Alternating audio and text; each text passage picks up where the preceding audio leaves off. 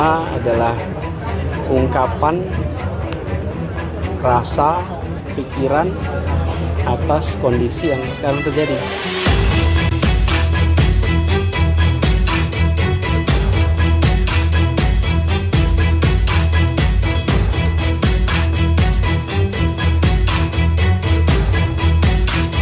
Kita haknya boleh, mau coblos 4-4-nya, mau 3, mau masuk ke kaleng rombeng segala macam boleh. Itu hak. Cuman kan saya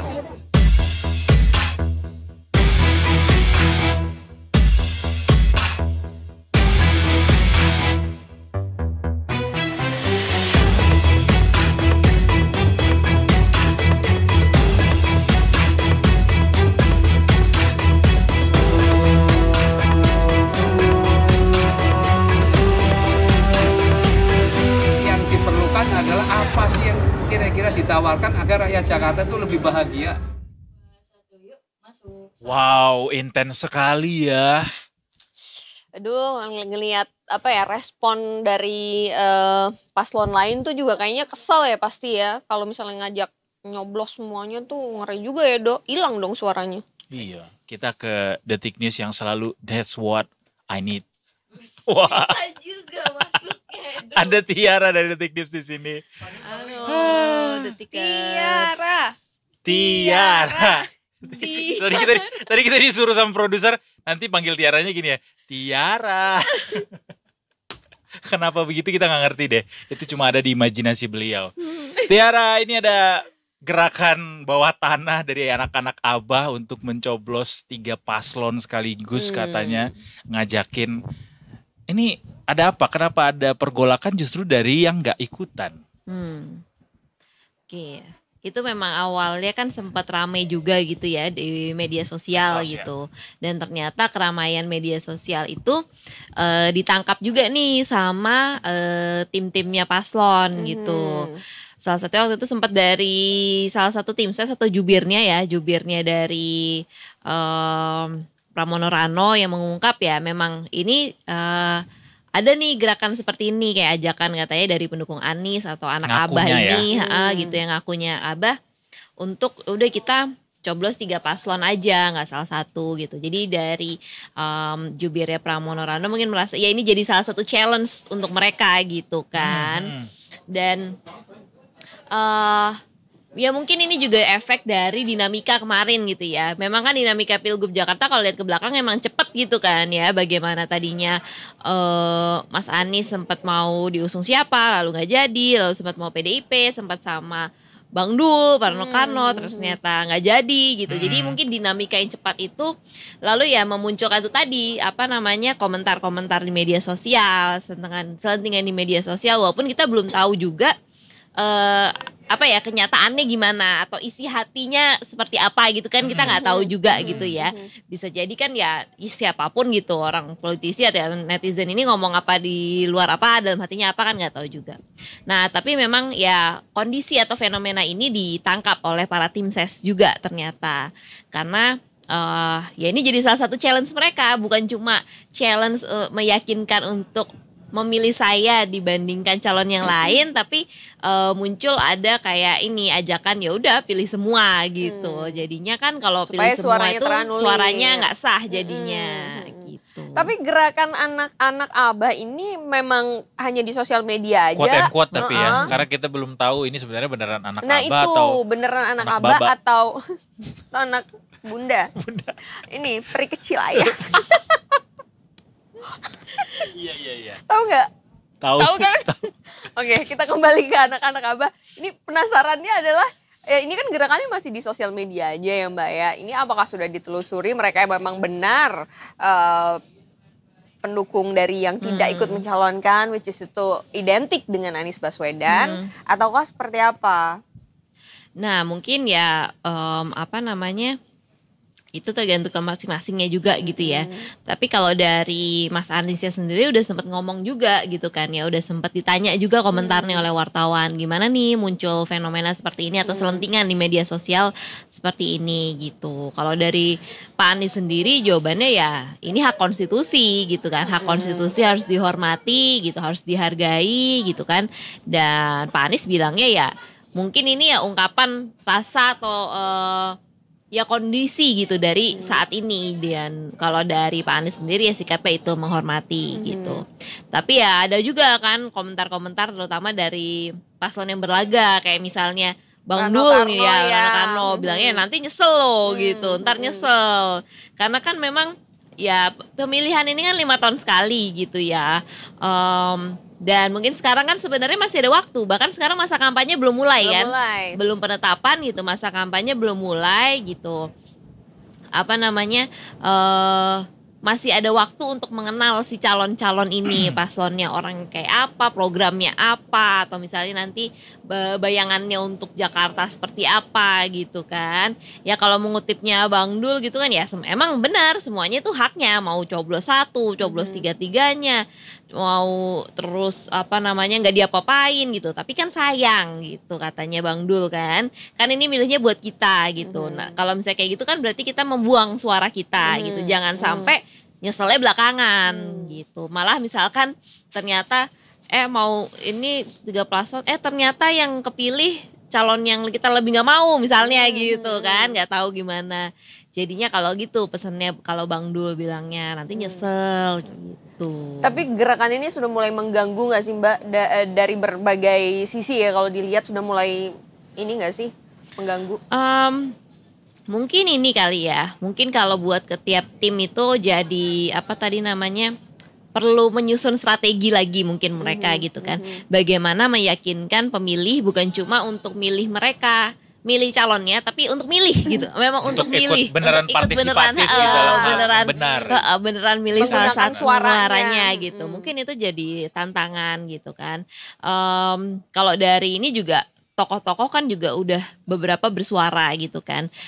Misalkan kayak Pak JK gitu kan. Pak JK juga merespon ya supaya tidak menggunakan emosi gitu. Jadi jangan emosi sesaat gitu. Jadi misalkan dipikir lagi gitu. Ya memang itu hak gitu kan, hak siapa. Dan di bilik suara juga nggak ada yang tahu kan jadinya emang kita nyoblos 1, nyoblos 2 nggak nyoblos gitu kan atau gimana. Ya itu nggak ada yang tahu gitu. Tapi ya kalau pesannya Pak JK ya jangan emosi gitu kan. Memang pasti ada emosi tiap orang, apalagi ini soal pilihan politik atau gimana. Tapi bisa dilihat juga wawasan, gagasannya si calon ini gimana gitu kan. Siapa tahu itu bisa jadi pertimbangan untuk memilih gitu masing-masing. Oke. Tapi gue penasaran sih sebenarnya siapa di balik anak abah quote and quote ini sebenarnya. Dimulainya dari mana gitu. Dimulainya ya, kan katanya dari media sosial kan. Iya, Nah media sosial ini siapa akunnya? Nah iya itu. Ya mungkin nanti kalau ada yang mau ini ya menelusuri. Gebu-gebu sekali Anita Mah. Kayaknya punya ini ya apa namanya keterikatan Penasaran emosional mungkin ya. dengan sebutan anak-anak abah. Enggak juga enggak sih. Ya. Bukan mantan pendukung. Hamburger enak kan enak. sore-sore gini. Iya. Gimana Tiara? Ya mungkin ya kalau ada yang mau menelusuri ya silahkan menelusuri gitu kan. Ya tinggal lihat aja gitu.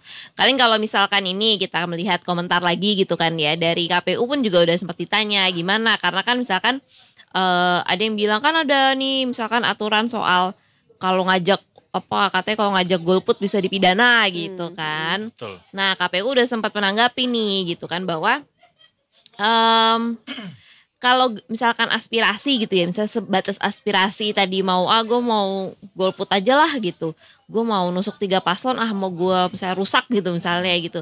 Kalau misalnya itu aspirasi gitu ya, masing-masing personal kan ya boleh-boleh aja. Tapi kalau misalnya konteksnya adalah ajakannya terus dengan ada pemberian materi atau pemaksaan misalkan dengan kekerasan gitu ya, atau dengan ya udah nih kalau lu mau nggak nyoblos dapat duit gitu, sama aja kayak mau nyoblos siapa dapat duit, itu kan sama ya. Maksudnya ada pemberiannya itu yang baru memenuhi misalkan kategori pidana gitu. Jadi harus ada imbalannya. Ya misalnya ada iming-imingnya atau dengan ancaman gitu kan. Ya kalau lu nggak ini nggak gue kasih duit gitu. Kalau misalnya kayak di media sosial nge-tweet ayo kita coblos 3 paslon kalau memang tidak sesuai dengan ininya. Nah gitu. ada yang bilang juga ya sejauh itu tidak ada pemaksaan atau pemberian imbalan itu tidak masuk kategori pidananya gitu.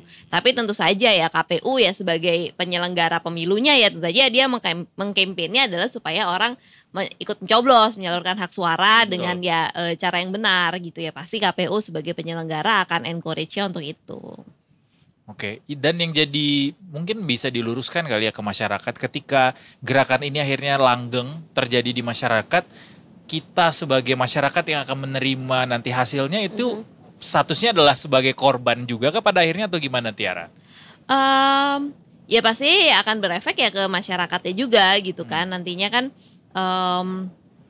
kan siapapun yang terpilih ya nantinya dia akan terpilih untuk semuanya, mau nyoblos atau enggak, mau pakai hak suara atau enggak gitu kan, atau mau nyoblos si A atau si B gitu kan, berefek ke semuanya. Jadi ya makanya itu ketika emang milih ya dipikirin bener-bener gitu. Jangan sampai nyesel Ya nanti. ada juga kan yang misalnya mikir gimana nih andai-andai gitu ya, andai-andai misalkan yang ini suara nggak sah gitu ya, suara nggak sahnya lebih banyak dibanding yang suara sahnya gitu ya. Kalau dari segi penghitungan ya sebenarnya itu nggak ngefek, karena kan dihitungnya misalkan kalau hitungannya harus 50% atau berapa ya itu dari suara sah gitu ya, itu nggak ngefek. Cuman ya itu bisa menimbulkan apa ya, ya efek politis gitulah, persepsi kepada hasilnya gitu. Makanya kan biasanya kalau pemilu ada kan biasanya berapa persen yang mencoblos gitu kan, tingkat apa sih tingkat mencoblosnya, tingkat berapa banyak gitulah, itu kan ya tingkat partisipasi biasanya kan itu juga dipublikasi, karena itu jadi bagian untuk melihat bagaimana antusiasme pemilih juga kepada pemilu tersebut. Mungkin gak sih ini bagian juga dari strategi lawan dari masing-masing kandidat membuat suatu anomali begitu di tengah-tengah kebingungan masyarakat akan milih siapa, sehingga nanti kayaknya dia akan bisa berpotensi lebih banyak suaranya ketika dicoblos tiga-tiganya gitu-gitu. Ya ini kita lihat juga gitu kan, apakah ada yang terus emang nggak tahu ya, emang ada manfaatnya terus memanfaatkan si fenomena ini atau juga gitu ya. Tapi yang pasti ya tiap timnya punya strategi sendiri gitu. Misalkan mau ya udahlah strategi ngebiarin ada selentingan ini dibiarin, atau emang bakal misalkan di counter secara langsung secara keras gitu, atau ya udah biar masyarakat kita fokus pada memaparkan program, memaparkan visi misi aja, bisa juga strateginya.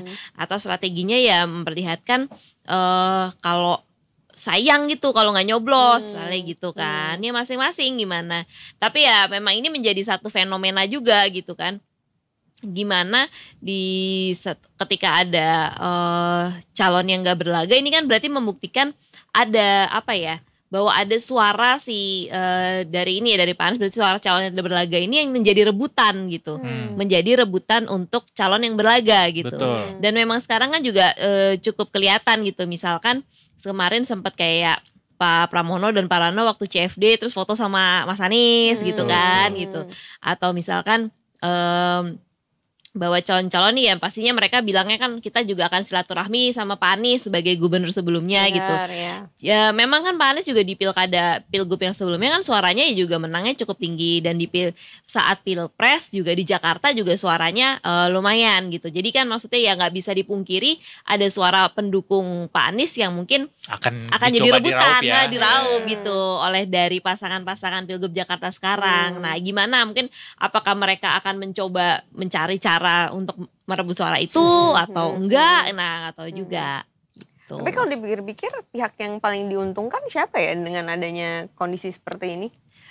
Ya balik lagi ke strategi masing-masing tadi. Apakah memang mau punya strategi khusus untuk merebut misalnya tadi suara pemilihnya, ceruk suaranya itu gitu kan. Atau misalkan mikirnya enggak, kita yakin kita punya pemilih dari misalkan basis-basis parpol, atau misalkan mungkin demografi sendiri yang dipetakan dirasa bisa jadi pemilih potensial gitu kan. Nah kita lihat aja sekarang juga ngelihat, karena sekarang belum masuk masa kampanye ya, masih penetapan gitu. Memang belum kelihatan secara langsung misalnya strateginya mau gimana atau apa gitu kan. Ya karena mereka juga belum masuk masa kampanye gitu, masih keliling-keliling sporadis gitu kan. Nah, kita lihat juga misalnya pas sudah masuk masa kampanye nanti apakah ada misalkan bisa jadi dari tagline, dari visi misinya, atau dari acara-acara kampanyenya, adakah misalkan yang menyasar apakah misalkan menyasar tadi ceruk suara pemilih yang mau diperebutkan tadi. Betul. Pak Anies sendiri ini gak sih udah Respon. ada gosip-gosip nggak sih yang bahwa Pak Anies kayaknya akan Akan condong condong memilih ke kemana siapa gitu. gitu. Kemarin kayaknya sempat ada ditanya ya pas di Jogja ya. Mm-mm. Oh, yang waktu Mana acaranya nih? beliau Iya, di UGM itu ya.